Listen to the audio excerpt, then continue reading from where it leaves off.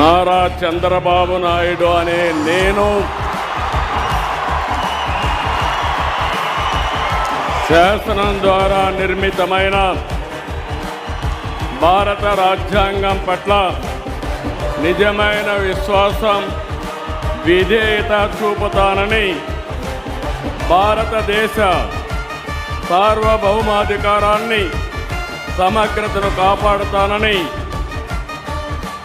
ఆంధ్రప్రదేశ్ రాష్ట్ర ముఖ్యమంత్రిగా నా కర్తవ్యాలను శ్రద్ధతో, అంతఃకరణ స్థుతితో నిర్వహిస్తానని, భయం కానీ, పక్షపాతం కానీ, రాగద్వేషాలు కానీ లేకుండా రాజ్యాంగాన్ని, శాసనాలను అనుసరించి ప్రజలందరికీ న్యాయం చేకూరుస్తానని